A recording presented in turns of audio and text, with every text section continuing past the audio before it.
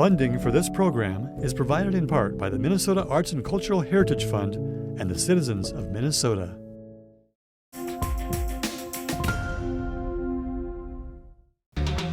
Our Town, the show about Rochester, here's what's new at the Rochester Art Center, and we learn about a new initiative centering young women and their role in reimagining our built environment.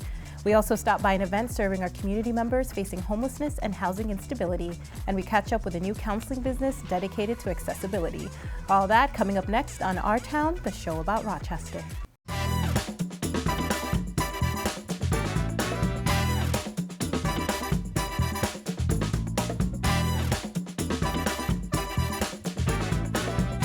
Coming to you from 125 Live in Rochester, Minnesota, Our Town.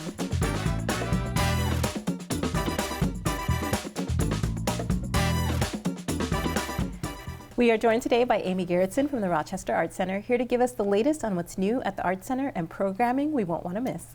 Thank you for coming to Our Town. Thank you so much for having me. So, Amy, can you tell us a little bit about your Free Family Day programming and how you're expanding on it this season? Sure. Free Family Day has been a very popular program for us in the past, and this year we're so excited to bring it back with a few little changes. One big change is that we're offering it once a month this spring on Sundays, on Sunday afternoons, so that's a little bit of a change. And each of our upcoming Free Family Days will have kind of a loose theme around of it. February 25th, we're celebrating youth artwork. March 24th, women in the arts and other femme-identifying artists. And April 28th, a very, very special, not-to-miss Free Family Day around Dreaming Our Futures, which is an upcoming exhibition of Native American art. Oh, that sounds super exciting. What are other exhibitions or events that we can check out now or maybe look forward to in the coming months, in addition to the Free Family Day programming? There are so many exciting things coming up and so many wonderful, engaging things on view right now. Of course, it's hard for me to pick just one or two to mention. One of my favorite exhibitions right now is a solo exhibition by Minneapolis-based artist Jane Powers. It's called Bioterrains. She kind of takes a sci-fi fantasy view of the possibilities with genetic testing. And so if you're science-minded, if you're into what's going on in our world and sci-fi, then I think you're really going to love Jane's work. A very, very special exhibition we have on view right now was curated by curator Zoe Tidell, and that is called Chronicles of the Chronic, and it deals with chronic illness. So it's a group show, 13 artists who all live and thrive through their chronic ailments and illnesses that at times can be invisible, but they really translate what that feels like through their visual artwork. And Chronicles of the Chronic, that's closing fairly soon, is it not? Or will it be running through the spring? I believe it closes April 3rd. Might need to do some double checking on that. Sure. I know it's been at the Art Center for a little while, so I was just wanting to know a little bit about that. For folks who haven't been to the Art Center in a while or haven't been there at all, or maybe looking for something to do in the winter, it's very warm today, but on those colder days, what are some of your favorite recommendations in addition to what you just shared? Well, for all ages, every Friday and Saturday from 11 a.m. to 2 p.m., included with your admission is our open studio space. And in the open studio, you can feel free to bring any art making materials that you may have from home, anything you're interested in, or borrow some from our studio space to just kind of create and get your eyes off a screen, off that iPhone, off that iPad, and work with your hands a little bit, real world. Get into some paint, some collage, other things like that. That's been a program that's been very near and dear to my heart lately, running pretty much every weekend through the school calendar year. Wonderful. As we're wrapping up here, the Rochester Art Center does so much to support the community. Are there some ways in which you continue to provide spaces for artists and makers? You just mentioned the open studio. Are there other opportunities? Yeah, in addition to the open studio, we also do monthly figure drawing courses for adults, and we have several calls for art out right now. if you are a working artist and you want to answer some of those calls, do look those up on our website. Or now that it's getting to be spring-like outside, we do offer also public art tours of outdoor art and guided tours of our exhibitions inside the museum. Wonderful. Well, thank you so much, Amy. We look forward to catching up with all the different events going on at the Art Center this year. Thank you.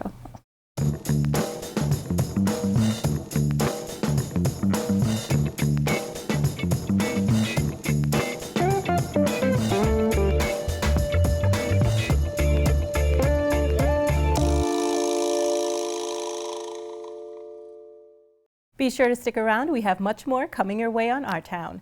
We connect with a new local business dedicated to empowerment and centering community mental health needs.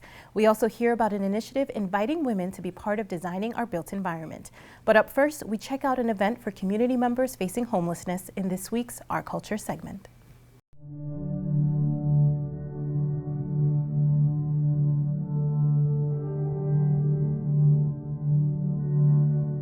We are here at Gloria Day Lutheran Church, who has graciously let us use this venue for this event.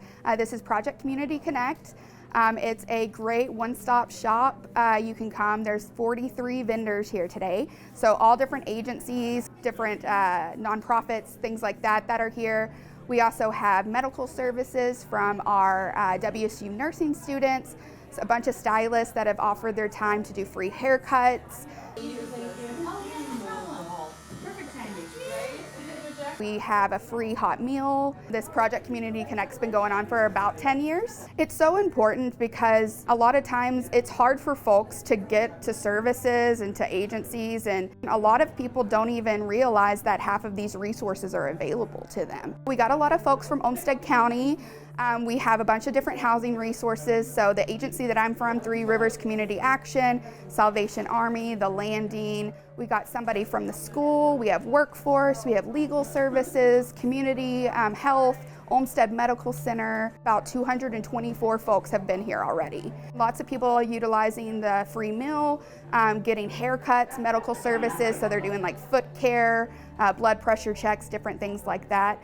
Just seeing so many people stop by all the resource tables, so they're really utilizing what's available. We're open to folks that are not only experiencing homelessness, but are maybe just struggling to make ends meet. Everybody here is just so excited to be available, help the community, really raise awareness of, we're here for you. Everybody's been so helpful, so happy, they're greeting everybody. It's just been a really positive experience.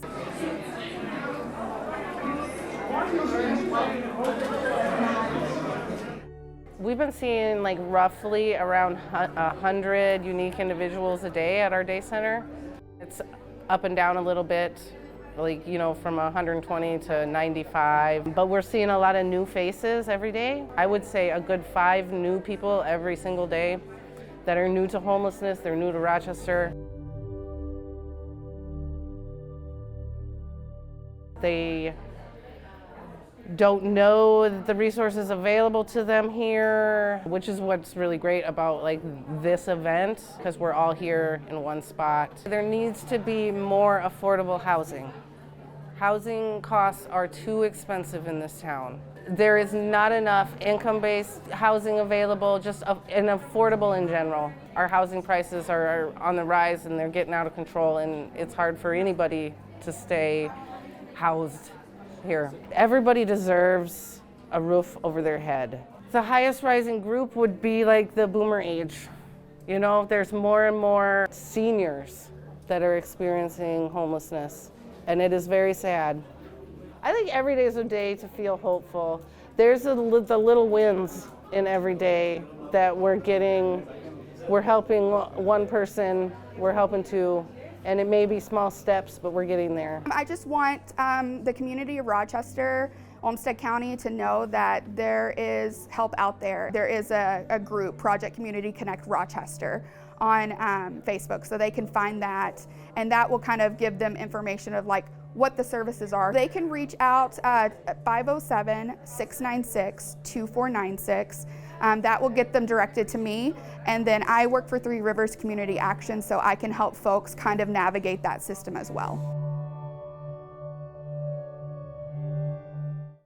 For more information about this story and other Our Town features, connect with us on Facebook, Twitter at KSMQ #OurTown, or ksmq.org/OurTown.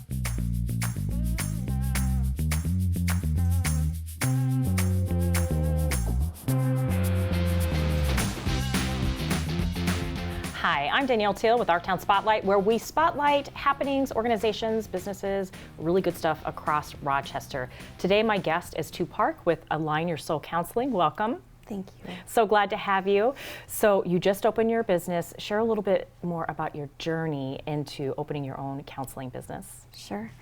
I was born and raised in Rochester, so I always had the idea of opening my own practice, and it was kind of a pipe dream for a while. And just working through a few different agencies, I saw the disparities and wanted to open my own practice. I became a single mom and of 2 boys, and so I just figured it was a great way to enter my career and be a single mom.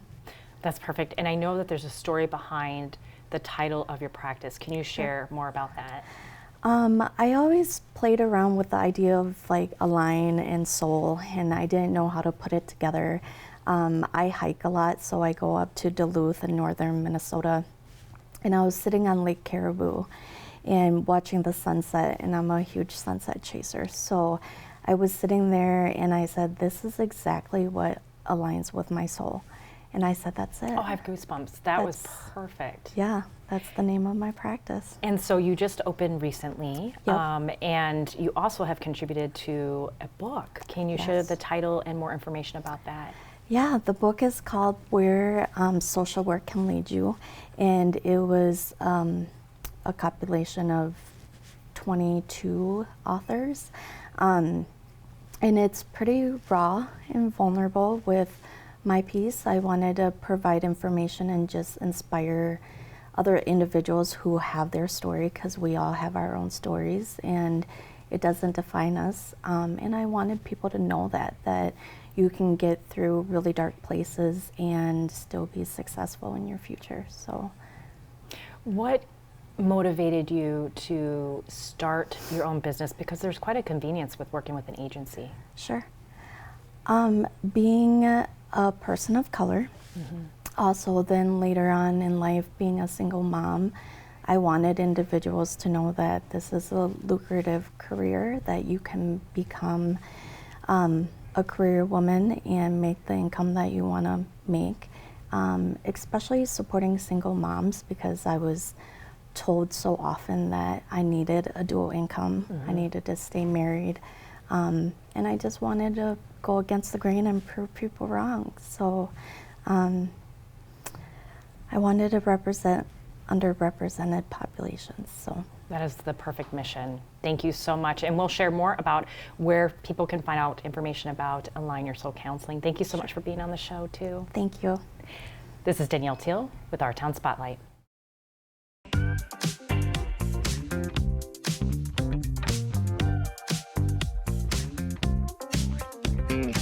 Hello again, this is Michael Wojcik with your Our Town Legislative Rundown. This upcoming Monday is the kickoff of the 2024 legislative session. Now, sessions work in a biennium model where the first year of each 2 does a budget for 2 years, and the second year is what's considered to be a policy year. We don't necessarily know what's going to be discussed, but we have some pretty good ideas of what might come up. This year, there's going to be a lot of technical fixes for bills that passed last year just because there was a lot that happened in that year. There's likely to be some sort of a bonding or capital improvement bill that comes through. There's going to be some discussion on the Metropolitan Council, that's the Council of Governments in the Twin Cities area. Medical assistance in dying is a topic that's likely to be discussed as well. And then there could be some constitutional amendments as well, potentially an equal rights amendment and potentially an amendment that would enshrine abortion rights in the state constitution. We'll see if those actually make it onto the ballot or not. And finally, with Representative Pat Garofalo retiring, sports gambling is probably going to get some sort of a hearing, which has been a persistent issue of his for a long period of time. A new report studying taxes by state shows that Minnesota now has one of the most progressive tax systems in the nation. And part of this is a result of some changes in 2023 legislation.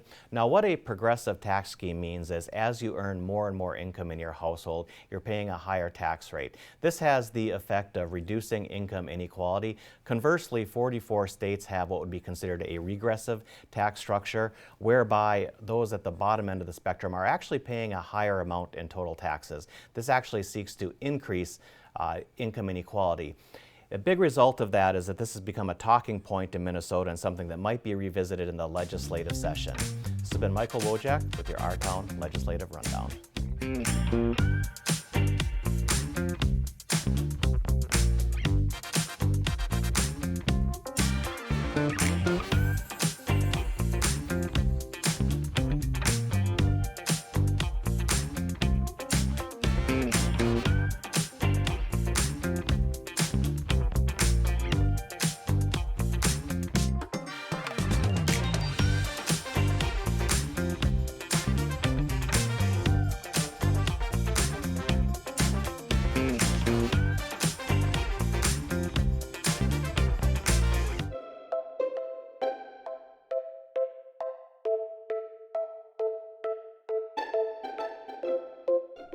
Hi, I'm Danielle Teal with Our Town Walkabout. We're here at the History Center of Olmsted County with Madeline Lawler, and she's the education coordinator. Let's talk about an event that's happening here. Absolutely. So on February 10th, we are going to do vintage Valentine making. So we will essentially be kind of crafting and making Valentines inspired by some of the older ones from our collection that have local ties to history. What inspired this event? I kind of love doing things with my hands, and Valentine's Day seemed like a good way to make a connection between a cool craft activity that will have a use and then also local history. Can you share a little bit more about what we're looking at? Yeah, absolutely. So these Valentines, I believe, were at some point in time given to a teacher. We have lots of different Valentines addressed to my teacher or teachers. These are also kind of some of the, when we walked into the era of more mass-produced Valentines, you can kind of see, judging from their similarities, and there's lots of different intricacy levels and just some really neat things to draw inspiration from. What is going to go into the event? What should people expect? It's just kind of a pop-in, pop-out from 10 to noon on a Saturday before Valentine's Day, and I'll have lots of craft supplies out for people to get creative with and have fun and think about someone who they appreciate. It could be a teacher, could be a sibling, your parents, grandparents, or other person in your life. Does this cost, and can people take it with them? You can absolutely take it home, and it's included with museum admission. So that's $9 for adults and $5 for kids. Very cool. Thank you so much. Of course. Thank you. This is Danielle Teal with Our Town Walkabout.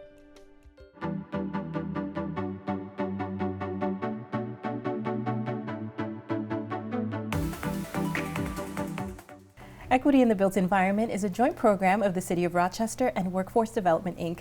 Part of its mission is to support women of color in their pursuit of careers within the built environment industries. Here to tell us more about EBE are Julie Brock and Diamond Harriel. Welcome to Our Town. Hey, thanks for having us. Julie, can you tell us a little bit about the work of EBE and what are built environment industries? Sure. It is actually the biggest part of our campaign right now, is helping people understand that built environment is everything from development, so you buy a piece of land and you want to put something on there, all the way through to building maintenance or building inspection.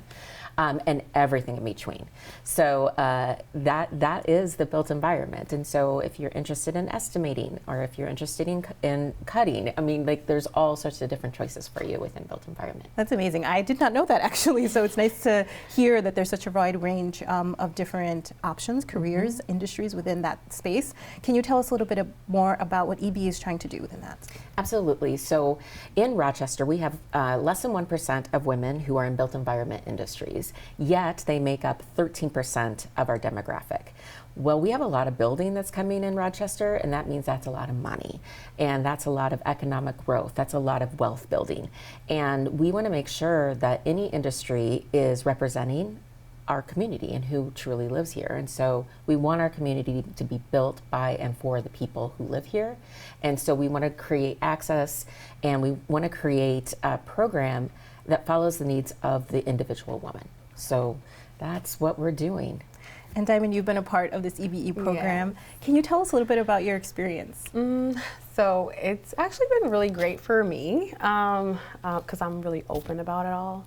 So the experience for me going in, like, I didn't really know I was going to get hands-on with learning all the tools, like literally basic ones, what they made us do, and which was really fun for me because I always wanted to get into building.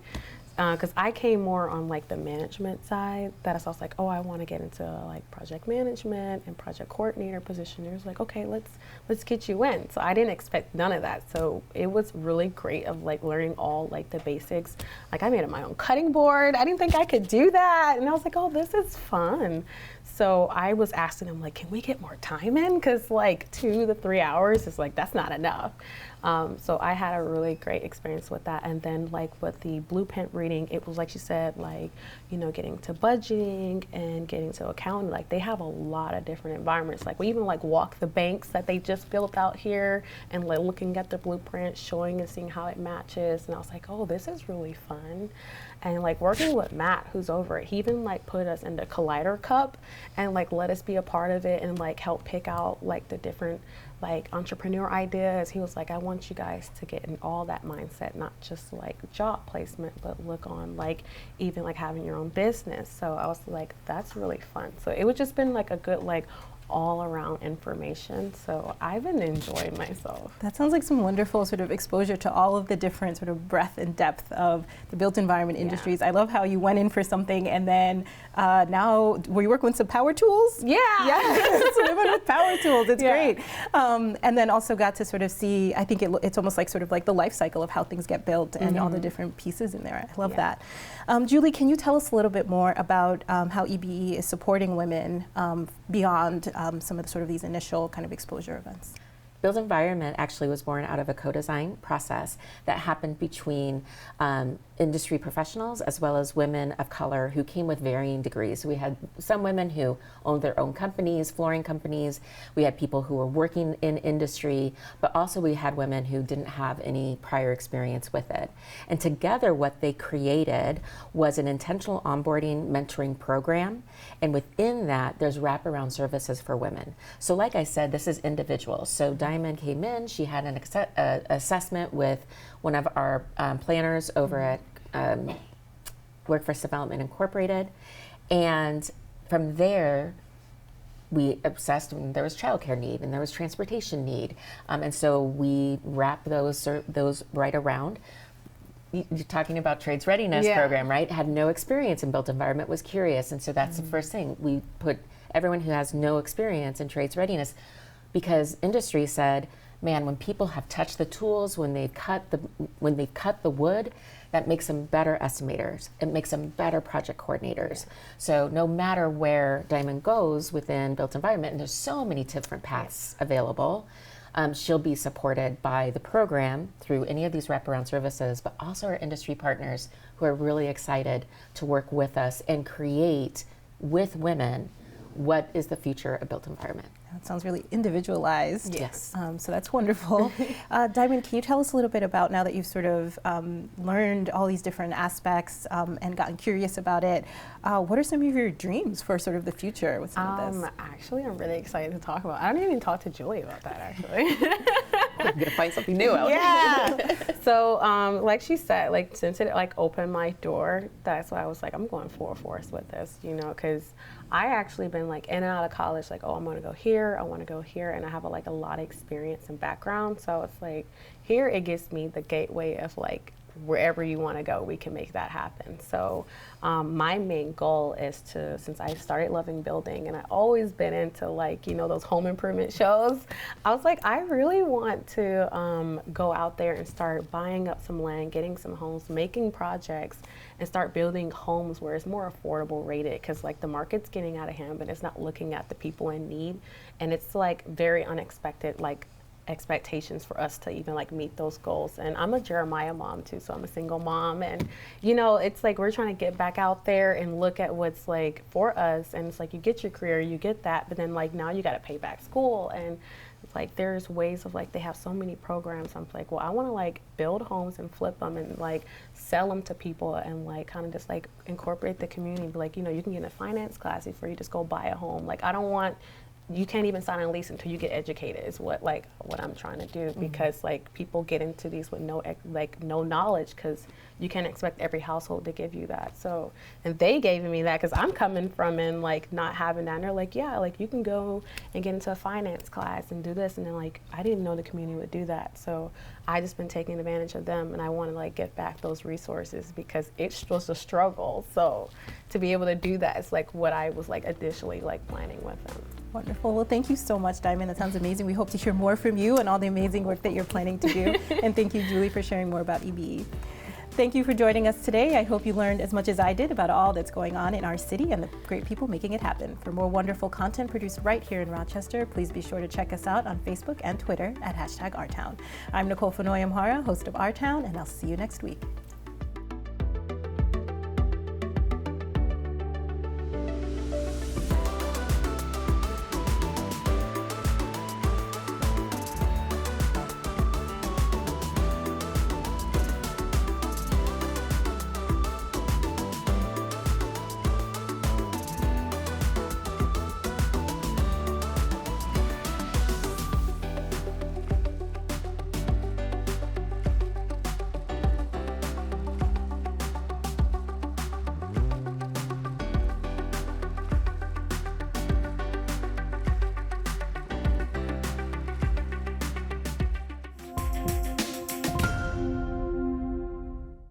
Funding for this program is provided in part by the Minnesota Arts and Cultural Heritage Fund and the citizens of Minnesota.